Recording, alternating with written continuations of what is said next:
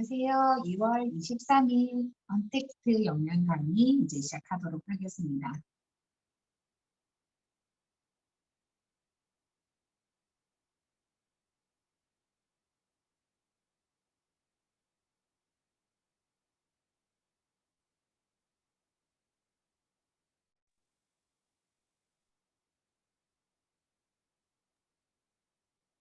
오늘 빠른 영양제를 선택하는 기준에 대해서 여러분 얘기를 좀 나눠볼까 합니다. 어저께는 저희가 어떤 영양제를 왜 먹어야 하는지에 대한 얘기를 좀 해드렸어요. 그래서 그 영양제들이 너무 많잖아요. 그런 많은 영양제들 중에서 선택하는 기준을 알려드리려고 하는데 어제 시간에서 드렸던 것처럼 예전에 우리가 학교에서 배웠던 것처럼 뭐 C가 부족하면 계열병이라든지 D가 부족하면 부르병에 걸린다든지 이렇게 병에 걸리지 않기 위해서 비타민, 영양제를 챙겨 먹었던 시절은 이제 지나갔어요. 그리고 이제는 활력 있는 삶, 그리고 그러한 활력 있는 삶을 위해서 부족한 미량 영양소를 섭취하기 위해서 바로 영양제를 먹고 있고요. 그리고 요즘에는 조금 더 발전이 되어 있어서 우리가 먹는 생활습관, 식습관, 그런 가족력들을 알고 영양제를 본인에 맞게끔 드신다면 본인이 현재 느끼고 있는 불편한 부분뿐만 아니라 그리고 앞으로 질병까지 예방할 수 있는 그런 적극적인 섭취가 필요한 것이 바로 이제 영양제라고 생각하시면 되세요. 그래서 오늘은 영양제 고르는 것 첫 번째, 제품의 라벨을 꼭 확인하라고 말씀드리고 싶어요. 왜냐하면 이 제품의 라벨에는 건강기능식품에 대한 모든 정보가 들어있는 곳이라고 생각하시면 됩니다. 그래서 우리가 흔히 알고 있는 건강기능식품이라 하는 건 다 건강기능식품 아니야 라고 생각하실 수 있는데요. 건강기능식품과 건강식품, 일반식품 이렇게 나누어져 있어요. 제가 뒤에서 설명을 드릴게요. 그리고 라벨을 통해서 알 수 있는 것 또 하나가 성분과 함량, 그리고 세 번째는 제조사와 판매사 확인이에요.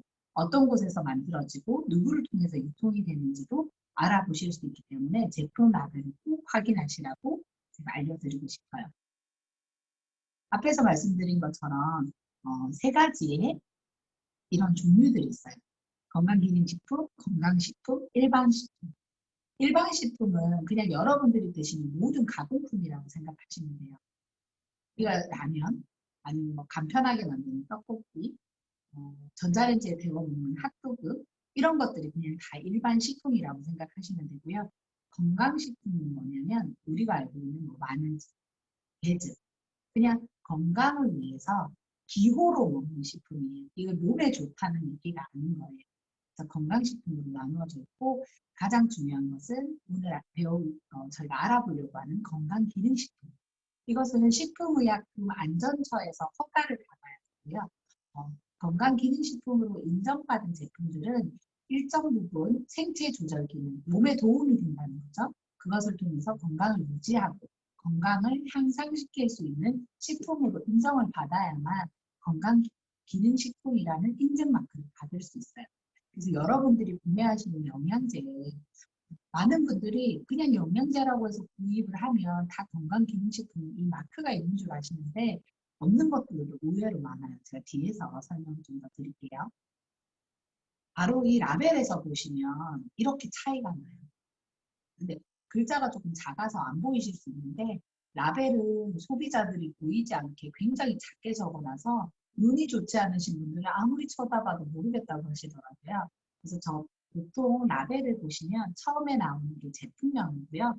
두 번째가 식품 유형이라는 표현이 있어요. 그 1번, 2번, 3번, 4번 모두 여러분들이 그냥 사진으로만 보기에 건강기능식품 아닌가라고 생각하실 수 있으실 거예요. 무슨 멋진 송중기가 선전하고 있죠. 크릴오일. 그리고 김소연이 선전하고 있는 이 뭐라 그러지? 콜라겐 종류. 그리고 세 번째 이 친구 이름이 뭐죠? 전지현. 죄송해요. 연예인들로 관심이 없다 보니까 전지현이 선전하고 있는 이런 석류. 여러분들 너무 많이 접하잖아요. 그리고 애들 키 크라고 주는 우리가 이런 홍삼 관련된 제품들이 실제로 그 뒤에 있는 라벨을 확인해 보시면 식품 유형이 뭐라고 적혀 있냐면 뭐 기타 가공품, 그리고 크릴오일 같은 경우는 어유, 그리고 석류즙 같은 경우는 과일 재가공품, 홍삼 같은 경우에는 홍삼 음료로 표기가 되어 있어요. 이런 제품들은 실제로 기능식품이라고 보기보다는 그냥 일반 식품인 거예요. 여러분들 드시는. 그냥 석류를 짜는 거.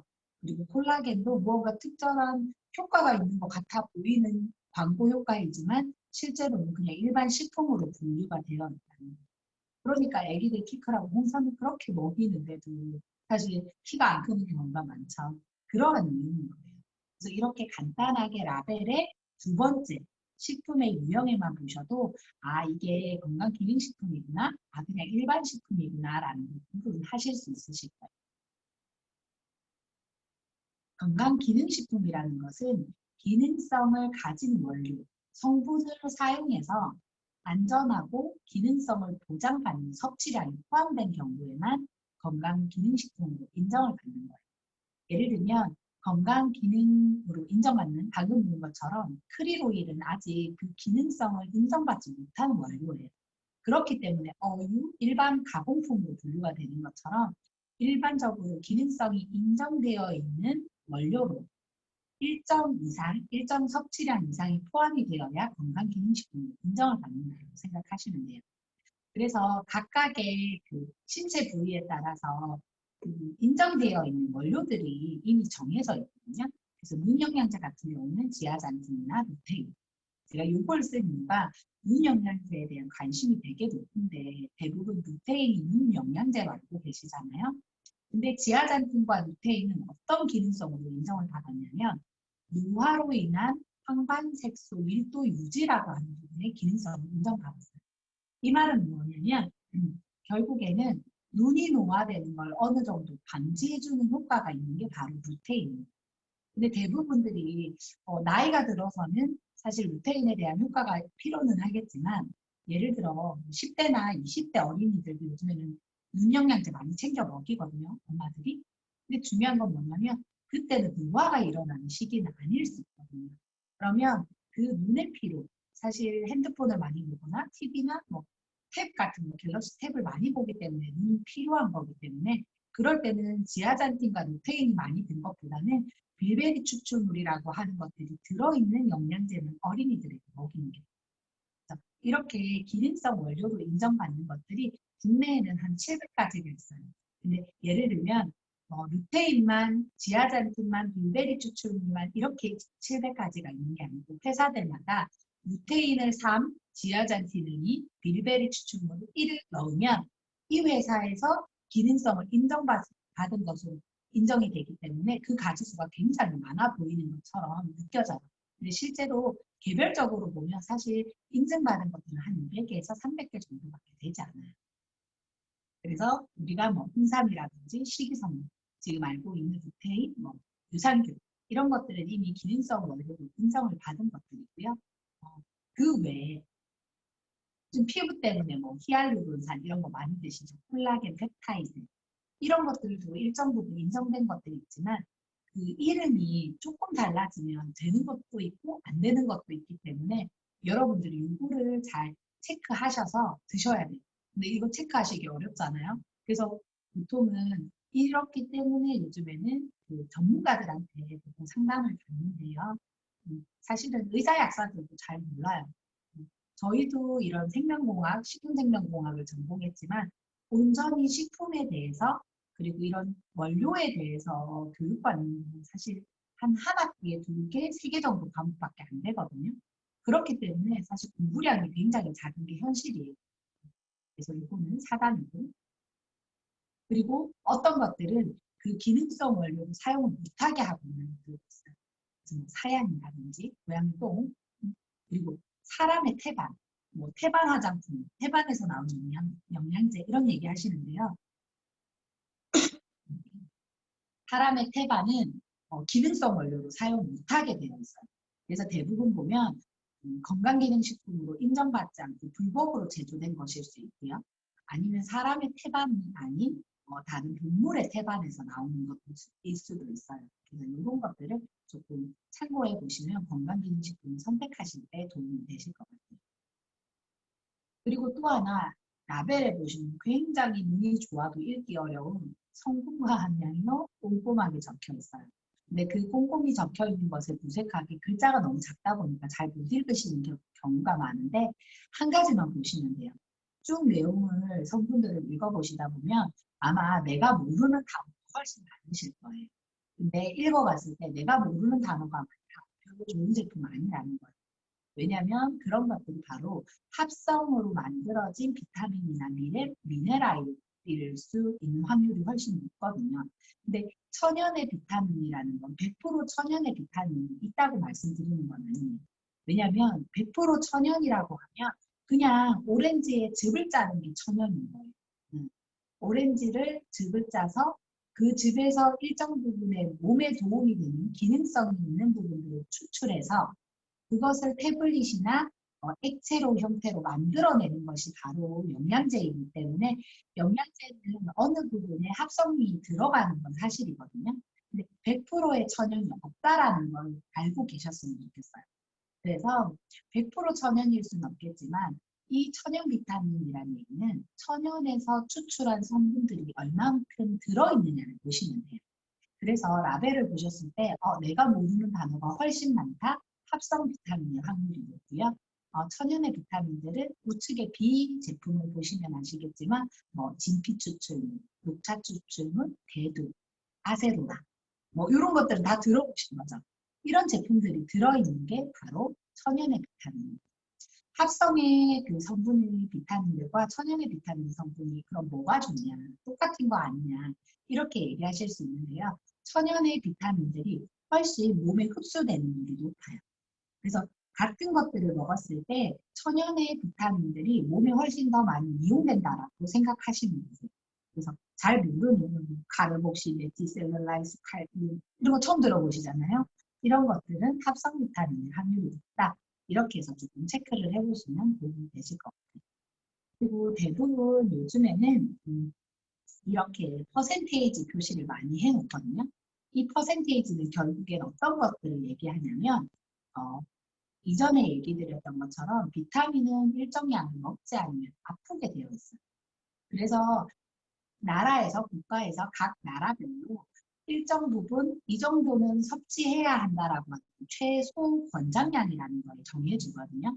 그래서 이 퍼센테이지는 하루에 우리가 반드시 먹어야 하는 최소 권장량에 비해 얼만큼 들어있느냐를 퍼센테이지로 표시해 놓은 거예요. 예를 들어 비타민 B군 같은 경우에 요즘 세노비스 선전을 많이 해서 제가 이 제품을 골랐는데요. 세노비스 같은 경우에 비타민 B군을 보시면 비타민 B1일 경우 1050%가 들어있는 거예요.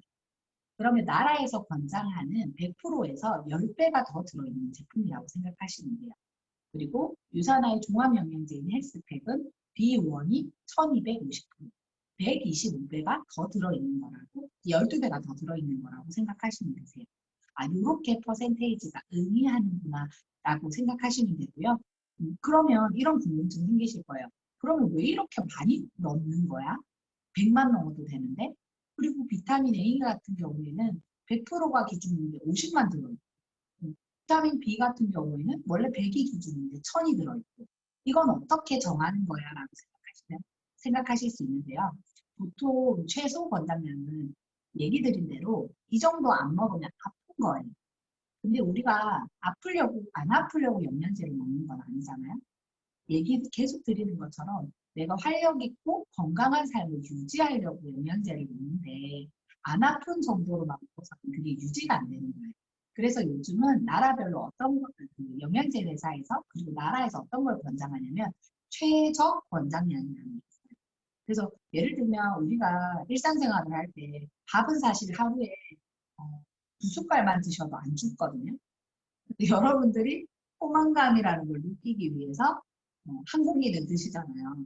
근데 어떤 분들은 사람에 따라 2공기를 먹어야 포만감이 느끼고 활력 있게 내가 배 안 고프면서 일상생활을 할 수 있는 것처럼 사람마다 그 필요량이 너무 다른 거예요. 그리고 실제적으로 내가 활동을 하고 건강하고 활력 있게 하려고 하면 그게 사람마다 다른 거예요. 그래서 영양제들도 그런 최적 권장량을 알려주고 섭취하라고 권고하고 있는데 그 양을 기준으로 만든 거예요. 그게 회사마다 다르고 그게 이 회사들마다의 기술력이라고 할까요? 어떤 영양제를 어느 정도 퍼센테이지로 넣었을 때 흡수력이 좋고 사람들이 먹었을 때 활력이 높아지더라 라는 걸 연구해서 사실 만들어내는 게 회사의 기술력이라고 생각하시면 돼요. 그래서 세노비스와 유사라 종합영양제를 제가 비교한 게 실제적으로 세노비스는 하루에 1회 섭취하는 분량이고요. 금액으로 보면 이 1회 분량의 금액이 실제로는 반 정도 되더라고요. 금액 자체가 예를 들면 세노비스가 5만 원이면 유산화 영양제가 10만 원인 거예요. 근데 용량을 비교를 해보시면 유산화는 하루에 2번 섭취하게끔 되어 있고 세노비스는 1번 섭취하게 되어 있기 때문에 그 양을 비교해보면 금액이 똑같은 거예요. 결국엔. 그냥 얘는 1번 먹을 것 뿐이고 2번 먹을 것.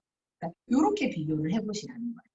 대부분 왜냐하면 한 달 먹는 걸 기준으로 계산을 하기 때문에 이것보다 이게 비싸네? 라고 생각하실 수 있는데 실제로 회사들마다 섭취하는 횟수나 그 분량이 다 다르기 때문에 그것들을 비교하셔야 되고요. 두 번째는 지금 제가 자료로 보여드리는 것처럼 각 성분이 어느 정도의 함량이 포함되어 있는지를 보셔야 돼요. 그래서 그 베타카로틴, 비타민 A 이런 상세한 내용들은 제가 내일 영양제 먹는 거에 대해서 얘기하는 3일차, 4일차에 조금 더 깊이 설명을 드리고요. 이런 부분들에서 보면 베타카로틴이라든지 비타민 B군이라든지 여기서 제가 또 하나 말씀드리고 싶은 게 철이라고 하는 부분이 있어요. 그래서 우리가 예전에 철 영양제 되게 따로 많이 드셨죠, 비면. 근데 실제로 철 영양제는 몸에서 그러니까 중금속에 가까운 미네랄이기 때문에 실제로 과량 섭취했을 때 몸에서 배출이 되지 않기 때문에 요즘에는 사실 철이 들어있는 영양제를 안 먹는 게 좋아요. 그리고 가능하시면 철이 들어있는 영양제는 드시지 않는 게 좋아요. 그래서 예를 들면 내가 정말 빈혈이 심하다. 그래서 병원에서 철분 영양제를 처방을 받는 경우 먹으라라고 권유를 받는 경우를 제외하시고 일반인들은 철분 영양제를 따로 드시지 않아도 예를 들면 비타민C를 조금 많이 드시면서 철분이 들어있는 그 음식물 있죠. 우리가 가장 많이 철분이 들어있는 음식이 사실 간 종류거든요. 그래서 선지국을 좀 더 드신다든지 그렇게 드시면 이런 철분 영양제를 드시지 않아도 일반 건강하신 분들은 철분을 충분히 섭취하실 수 있어요. 그리고 그 미네랄은 아직 많이 연구는 되어 있지 않은데요. 요즘에는 셀레늄이나 몰리브덴이나 크롬과 같은 이런 영양 성분들도 먹으라라고 권하고 있기 때문에 그 라벨을 보시고 어느 비타민이 어느 정도의 함량으로 들어있는지 체크해서 드시면 되게 도움이 될 것 같아요. 그리고 제가 한 가지 설명을 드리려고 했던 게 그 비타민 B12 같은 경우에 지금 들어있지 않는 제품들이 꽤 많더라고요. 근데 비타민 B12 같은 경우에는 비타민 종류들이 대부분 그 몸에서 생성되지 않는 건 다 똑같거든요. 그렇기 때문에 우리가 음식물이나 이런 영양제로 섭취를 해야 되는데 비타민 B12 같은 경우에 12 같은 경우에 이 영양제 또한 몸에서 생성이 되지 않아요. 근데 너무나 중요한 것은 우리가 어제 시간에 배운 것처럼 그 단백질, 지방 이런 에너지를 생산시키는데 반드시 필요한 대사 과정에 필수한 효소. 그렇기 때문에 이렇게 많이 드셔야 된다는 거예요. 원래는 이게 비타민 B12가 장에서 생산되기는 하는데 사실은 장 환경이 요즘 별로 좋지 않잖아요. 특히나 그 위가 별로 좋지 않아서 제산제 같은 거 많이 드시는 분들은 반드시 이 비타민 B12를 많이 드셔야 돼요. 그래서 왜 위가 별로 안 좋으신 분들은 되게 무기력한 경우가 많으시거든요. 그러니까 이렇게 우리가 들어 누워 있는 경우, 위가 안 좋으신 분들이 보통 이렇게 체력이 저하되거나 힘이 없는 경우가 많은데 그 이유 중에 하나가 바로 이 비타민 B12가 장에서 만들어지는데 장 환경이 좋지 않아요. 제산제를 많이 먹기 때문에. 그렇기 때문에 무기력증이 발생하고요. 이 비타민 B12가 기억력 감소라든지 좀 심한 경우에는 정신분열의 원인이 되기도 하는 영양제로 알려져 있습니다. 팁으로 알려드리는 거고요. 다음에 또 하나. 이렇게 많은 라벨의 정보들이 들어있어요. 여러분들이 잘 모르시겠지만 보시면 알겠지만 세노비스는 두 번째 식품의 유형의 건강기능식품으로 분류가 되어 있어요. 아까와 마찬가지로 성분들을 이게 조금 다르신 것 같아요. 그 이전에 보셨던 거 라벨에 들어있는 함량이 표시가 되어 있는 거고요. 이거는 그 재료라고 보시면 돼요. 재료에 보시면 아는 것들은 제가 얘기 드렸죠. 아는 게 많으면 대부분 천연에서 추출물들이 많기 때문에 몸에서 흡수가 잘 되는 좋은 비타민이다 라고 생각하시면 되세요. 그래서 성분과 함량을 비교하실 때 그 라벨을 보시면서 이런 것들 꼭 체크하시면 좋겠어요. 최소 권장량에 비해서 얼만큼 많이 들어있는지, 두 번째 얼만큼 다양하게 들어있느냐, 세 번째 얼마나 천연에서 추출한 천연 추출물이 많으냐. 이렇게 보시면 돼요. 그리고 마지막 확인하시는 부분이 바로 이 제조사와 판매사로 확인하는 부분인데요. 보시면 제조원이 이렇게 나와 있고요. 판매원들이 나와 있어요. 보통 대부분 한국에서 판매되고 있는 것들은 제조사와 판매원이 다른 경우가 되게 많아요. 그 말인즉슨 내가 제품을 팔고 싶으면 저 제조하는 회사에 의뢰를 하면 그 회사가 가지고 있는 레시피, 포뮬러라고 하는 제품을 만들어내는 그 레시피 있죠. 이렇게 비타민 A 얼마 섞고 B 얼마 섞고 이런 레시피대로 만들어서 제 라벨을 붙여서 판매할 수 있는 거예요. 그거를 바로 그 라벨에서 확인하실 수 있어요. 그리고 대부분 그 국내 생산되는 제품들은 이런 문구들이 적혀 있어요. 알레르기 발생이 가능한 가금류, 우유, 메일콩 이렇게 그렇게 그런 제조하는 그 제품과 같은 제조시설에서 제조하고 있습니다. 그 말인즉슨 우리나라의 건강기능식품들은 대부분 식품을 제조하는 제조시설에서 생산을 하고 있습니다. 그래서 아토피나 우유 알러지나 그 알러지가 있는 분들, 식품에 대한 알러지가 있는 분들은 가끔 영양제 드셨을 때 몸에 알러지나 두드러기가 난다는 분들이 있는데 그분들은 대부분 이런 제조시설에서 같이 생산한 제품들을 먹었기 때문에 그런 것에 대한 반응이라고 생각하시면 돼요. 그래서 의외로 이런 제조시설에서 만들어진 제품을 먹고 이렇게 좀 두드러기나 알러지, 아토피가 심해지시는 분들을 제가 봤어요. 근데 그 원인을 사실 잘 모르시더라고요. 그런데 그게 바로 생산시설에 있을 수 있다는 걸 제가 알려드릴게요. 그러면 어떠한 정보를 가지고 이런 라벨뿐만 아니라 어떠한 정보, 왜냐하면 저런 라벨들은 사실 저와 같은 어느 정도의 이 분야의 지식이 있어야 보고 구분이 가능한데 사실 일반인들은 제가 얘기 드린 것처럼 그냥 건강식품이냐 일반 가공식품이냐 이 정도만 구분해서 드실 수 있거든요. 그러면 어떤 정보를 조금 신뢰해서 참고하시면 좋냐면 가장 쉽게 사실 설명되어 있는 책은 저는 바로 이 책이라고 생각을 하거든요. 여에스 더 박사님의 나는 왜 영양제를 처방하는 의사가 되었는가. 이 책에 보면 영양제를 선택하는 요령을 5가지를 얘기해 주고 있어요. 첫 번째는 그 생화학자거든요. 그 캐나다의 유명한 생화학자가 지은 그 뉴트리셔널 서플리먼트라고 하는 책을 권하고 있고요. 두 번째는 미국의 소비자 단체인 컨슈머랩, 그리고 세 번째는 천연의 형태의 영양제, 제가 아까 말씀드린 부분이에요. 그리고 네 번째가 순도, 5번째가 파이프 케미칼인데요. 3번과 5번은 거의 같은 맥락이라고 보시면 돼요. 비타민 영양제들도 보면 형태가 되게 많아요. 비타민 E 같은 경우 천연 형태의 토코페롤 이런 것들이 있고요. 비타민 D도 비타민 D1, D2, D3 이런 형태들이 있거든요. 그래서 그것의 흡수율이 높은 천연의 형태, 예를 들면 비타민 D 같은 경우에도 비타민 D3 형태로 되어 있는 걸 드시는 게 좋아요. 그리고 파이토케미칼이 아까 얘기 드린 것처럼 천연의 부재료가 들어있는 것들을 먹어라 라고 얘기를 하는 거예요.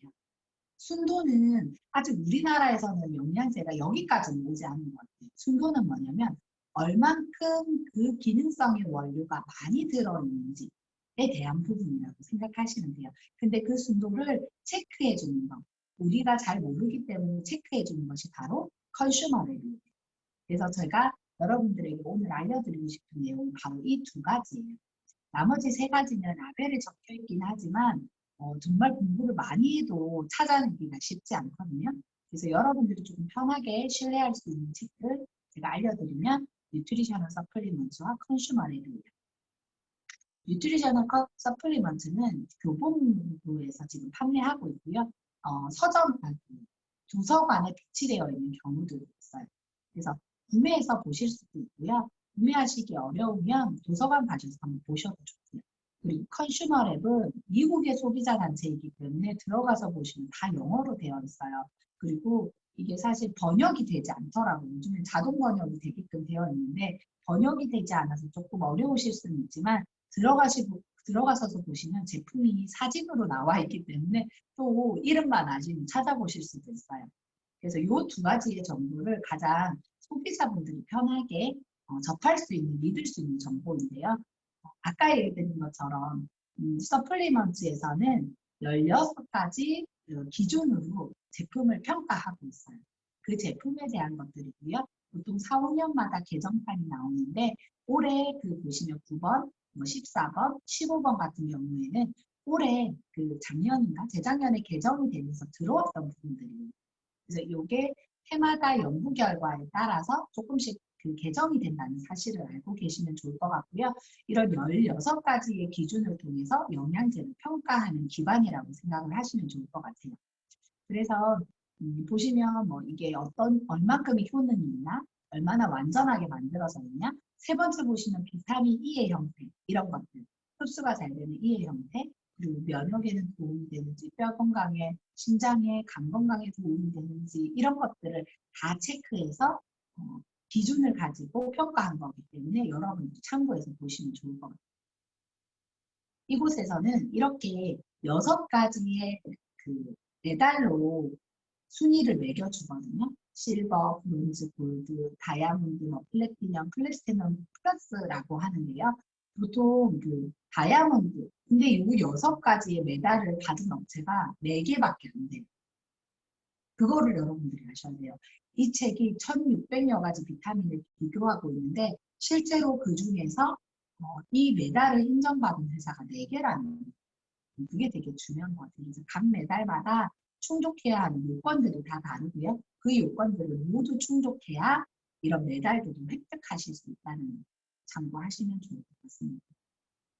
그리고 바로 이게 컨슈머랩인데요. 이렇게 컨슈머랩이 들어가면 프로바이오틱이라는 거예요. 프로바이오틱 서플리먼트를 리뷰해 놓은 그 보고서거든요. 근데 보시면 2020년 4월 5일 날 처음 이 보고서가 나왔고요. 최근 업데이트된 게 12월 19일입니다. 작년. 이렇게 한번 보고서를 내고 마는 것이 아니라 그것을 꾸준히 업데이트한다는 게 굉장히 중요한 것 같더라고요. 근데 너무 신기했던 건 제가 봤을 때 뒤에 가로에서 적혀 있는 게 뭐냐면 애견 유산균을 포함해서 되어 있었어요. 그래서 제가 되게 흥미롭게 봤던 포스팅이고요. 우리나라에서도 유산균이 판매 순위 3위인 것처럼 굉장히 많은 유산균을 먹고 있어요. 그 미국도 마찬가지겠죠. 그래서 이 정보들을 보면 너무 상세하게 설명되어 있어서 사실 저는 이것들을 통해서 공부를 굉장히 많이 하는 편이에요. 이런 디테일한 자료를 국내에서는 절대 구할 수 없거든요. 이런 그 실험과 자료를 가지고 있는 회사나 뭐 연구기관도 당연히 없을 뿐더러 이렇게 쭉 되어 있어요. 여러분들 유산균이 복통이나 뭐 피만감, 변비에 도움된다는 건 아실 거고요.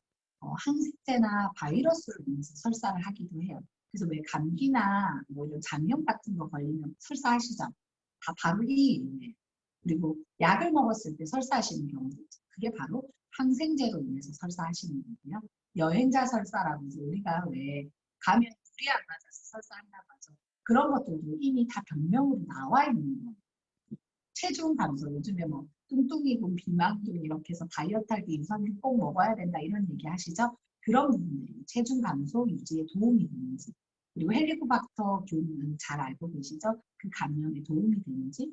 신기한 건 유산균이 감기나 호흡기 감염에도 영향을 미친다는 거, 그리고 콜레스테롤 저하에도 영향을 미치고 여러분들의 기부, 우울증에도 영향을 미치고요.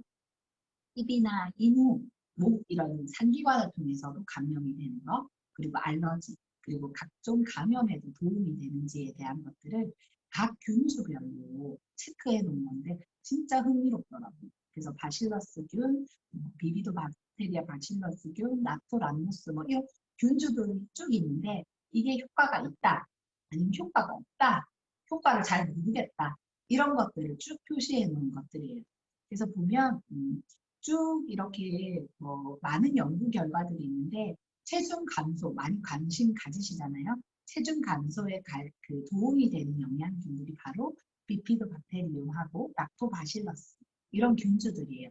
그래서 예를 들면 이런 컨슈머랩의 정보를 조금 보실 수 있는 분이라고 한다면 나한테 맞는 균주가 들어있는 유산균을 선택해 드시는 게 당연히 도움이 되시겠죠. 그렇게 해서 이러한 정보들을 활용할 수 있는 것들이 컨슈머랩이고요. 사실 이게 컨슈머랩이라고 하는 것이 미국의 비영리 소비자 단체이기 때문에 실제적으로 어떤 돈으로 운영이 되냐면 저와 같은 회원들의 돈으로 운영이 되기 때문에 이게 1년에 연회비 같은 게 있어요. 1년에 한 50불 정도? 우리나라 돈은 5만 원이 좀 넘긴 한데 그 돈을 내면 이러한 정보들을 언제든지 찾아보실 수 있기 때문에 저는 여기에 가입을 해서 이런 정보들을 꾸준히 업데이트해서 보고요. 그리고 그 제품에 대한 정보뿐만 아니라 굉장히 많은 보고서가 있어요. 사실 영양제들은 따로 연구를 하거나 특히 우리나라는 보고하거나 이런 것들이 잘 없어요. 근데 미국은 그걸 꾸준히 연구하는 기관들이 있기 때문에 굉장히 도움이 되고요. 그래서 뭐 영양제 요즘에는 미국이나 캐나다, 호주에서 직구해서 많이 드시잖아요. 그런 이유가 바로 이런 정보들을 가지고 그런 제품들을 만들기 때문에 아마 좀 더 신뢰하고 드시지 않나 싶습니다. 그리고 또 많이 궁금해들 하시죠. 많이 먹는 오메가. 그래서 이 자료도 이거는 정말 최신 자료더라고요. 제가 찾아보니까 2020년 11월 29일 날 처음 포스팅이 되고 최근 21년 2월 13일 불과 열흘 전에 포스팅이 되어 있던 건데요. 우리가 많이 알고 있는 뭐 오메가3, 크릴오일 이런 것들에 대한 영양제 보고서들을 써놓은 거예요. 그래서 그 피쉬 오일 같은 경우에 이 오메가 같은 경우에는 뭘 체크를 많이 해줬냐면 지방산. 어저께 제가 말씀드렸는데 기억하시는지 모르겠어요. 필수 지방산. 몸에 반드시 필요한 지방이라고 생각하시면 돼요. 그 필수 지방산이 어떻게 들어있는지를 체크를 해놓고요. 중간에는 뭘 해놨냐면 순두와 중금속, 아까 제가 말씀드렸던 철분 이런 것들은 중금속이거든요. 그런 것들이 들어있는지를 체크하는 거고요. 마지막은 알약의 크기, 제품의 크기, 그리고 EPA와 DH 같은 필수 지방산을 추출하는 방법을 써놓는 거예요. 이런 것들은 진짜 일반 분들은 잘 모르시는 내용들인데 이게 너무 디테일하게 나와 있어서 제가 캡처를 해왔거든요. 그래서 지방산, 필수 지방산에 들어있는 게 우리가 알고 있는 EPA, DHA는 다 알고 계시잖아요. 뇌 영양제, 애들 머리 발달에 좋다, 뭐 이렇게 해서 많이들 느끼는데 그런 것들이 얼만큼 들어있는지. 그러면 제가 위아래를 비교를 해봤는데 밑에 거는 크릴 오일이거든요. 크릴 오일 같은 경우에는 이렇게 그 라벨에 포함되어 있는 것들 중에서 63.3%가 전체에 포함되어 발견되지 않았다. 발견된 건 불과 뭐 이렇게 1000mg 전체 퍼센테이지 중에서 63%가 없다. 뭐 이런 내용들도 디테일하게 적어놓은 거예요. 우리나라는 이렇게 쓰면 고소당하겠지만 미국은 이런 것들이 실험 결과로 나온 거기 때문에 이렇게 바로 이름과 함께 모든 자료들이 나와 있어요. 그리고 두 번째 순도와 중금속에도 보시면 중금속이 발생이 된 거예요. 4.9 ppm이라고 하는 그 중금속이 들어있는 거. 그래서 하루의 기준으로 보면 이만큼 들어있는 것을 보고서 형태로 나타나 있는 거고요. 그러면 여러분들 궁금하잖아요. 왜 쟤는 중금속이 들어있는 거지? 일부러 넣었을 리는 없잖아요. 이 회사가 나쁜 걸 아는데 넣었을 리는 없는데 왜 들어있을까 이렇게 궁금하실 수 있잖아요. 그 이유는 바로 그 제품을 만드는 형태를 보시면 돼요.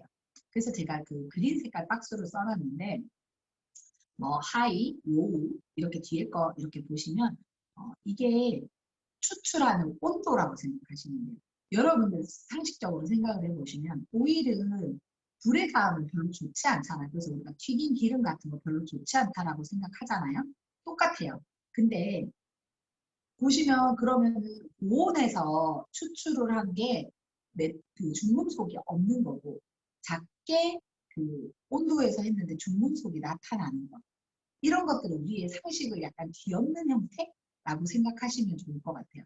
그래서 그 중금속이 들어있는지 안 들어있는지는 이렇게 리스트로 확인하실 수 있고 그런 것들의 그 원인이 되는 게 바로 그 추출 방법, 필수지방산의 추출 방법이다라고 하는 것들을 조금 알아주시면 좋을 것 같아요. 근데 사실 이 추출 방법은 그 라벨표에 성분에 표시가 되어 있지 않기 때문에 여러분들이 찾아내시기는 좀 어려우실 수 있다는 거. 그래서 이런 컨슈머랩에 자료가 있으니까 이런 것들을 통해서 도움을 받으시면 좋겠다는 걸 제가 알려드리는 거예요. 그래서 비타민은 그 여에스 박사님이 TV에 나오셔서 그 얘기를 하더라고요. 우리가 건강을 유지할 수 있는 가장 값싼 돈. 왜냐하면 저도 나이가 들면서 노후가 걱정이 되잖아요. 아플 거. 그렇게 해서 사실 보험을 굉장히 많이 들게 되더라고요. 뭐 요새는 암이 많이 걸린다 그러면 암보험도 들어야 되고 병원비가 많아져서 가면 병원비 때문에 고생한다더라 하면 실비보험도 하나 들게 마련이고 그렇게 쭉 들다 보니까 저도 많은 보험을 들게 되는데 지금 현부터 여러분들이 가장 저렴한 비용으로 여러분의 건강을 챙길 수 있는 게 바로 영양제라고 저도 생각을 해요. 그래서 여러분들이 조금만 더 관심을 가지면 여러분들에게 맞는 그리고 정말 좋은 제품들을 먹을 수 있기 때문에 그러한 것들을 책을 통해서든 아니면 아까 컨슈머랩이나 뭐 서플리먼트와 같은 자료들을 보시고 내 몸에 필요한 영양제를 꼭 한번 챙겨서 드셔보시면 여러분들 건강 유지하는 데 크게 도움이 되실 거라고 생각합니다. 오늘 강의는 여기서 마치겠습니다. 감사합니다.